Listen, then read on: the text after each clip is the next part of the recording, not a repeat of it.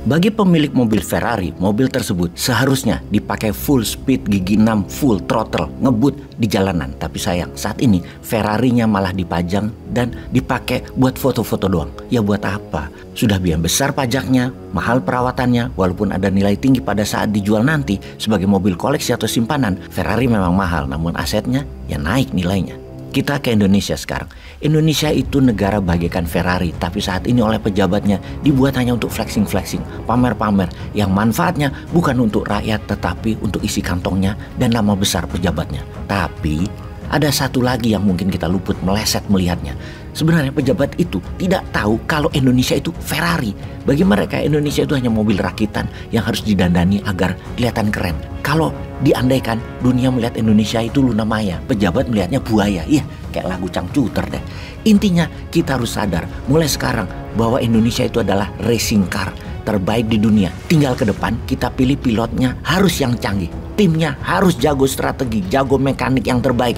Riset developmentnya, dananya juga tidak terbatas. Idenya semua untuk kesempurnaan dan pilotnya memang berani dan mahir. Sekali lagi kita ingatkan, jangan fokus pada pilotnya saja di tahun 2024. Lihat tim di sekitarnya, siapa calon menterinya misalnya.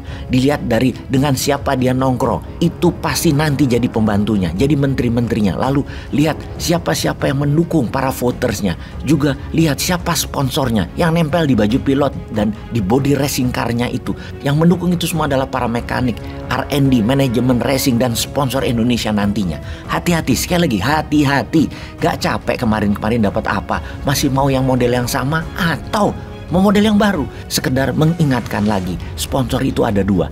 Yang satu oligar lokal, yang kedua negara asing yang bermain untuk memanfaatkan sumber daya alam kita. Bener deh, kalau Indonesia hasilnya cuma singkong atau tape doang, gak mungkin ada sponsor negara besar bakal masuk dan kita dimbung-bung, dipuji setinggi langit, dikasih sangu, cuan.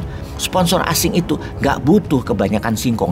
Mereka butuh nikel, butuh minyak bumi Indonesia, butuh batu bara, dan sumber alam lainnya. Itu sponsor asing. Pasti masuk di belakang calon pilot tahun 2024. Asing yang masuk itu karena ada kebutuhan dasar di dalam negeri mereka masing-masing. Untuk itu, yang terbaik adalah main sama pilot-pilot negara yang bersumber daya, yang mana hasilnya diperlukan buat negara asing tadi. Saat ini negara yang paling agresif adalah Tiongkok dan Amerika. Dulu hanya Amerika, sekarang tambah satu lagi.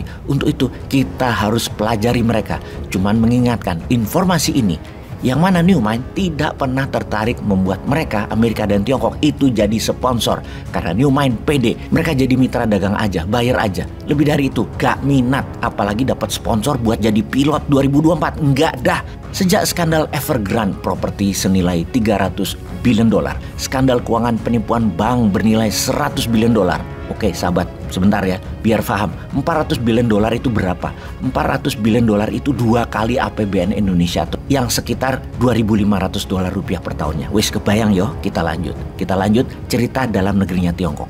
Masalah banyak kota di Tiongkok di lockdown karena COVID, sehingga serangan udara panas, heat wave yang mempengaruhi 30% hasil tanaman pertanian Tiongkok, membuat Tiongkok punya masalah besar di dalam negerinya. Di sisi Amerika juga masalahnya saat ini sangat besar di dalam negerinya. Homeless di Amerika di tingkat terparah, narkoba, preman di jalanan, penjarahan, penembakan warga sipil, hingga dunia oligarki di Amerika saling bunuh, inflasi tinggi, uang beredar terbatas. Itu masalah besar di Amerika. Kita rincikan ke Tiongkok dulu ya. Di Tiongkok, GDP nasionalnya kontribusi bisnis properti adalah senilai 29%-nya.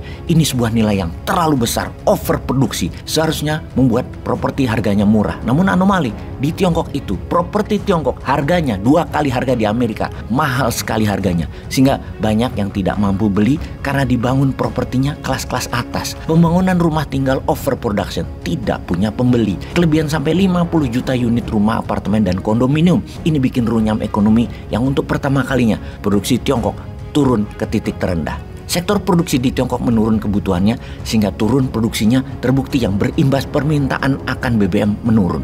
Negara Tiongkok adalah negara terbesar pengimpor migas di dunia ini. Inilah yang mengakibatkan harga turun kembali ke 70 dolar crude oil tapi bergerak naik lagi. Dan selalu harga tersebut sangat bergantung pada kebutuhan Tiongkok. Walau kita tahu minyak dunia turun, oke, ini yang aneh. Di Indonesia kebijakannya malah menaikkan BBM karena tidak kuat subsidi.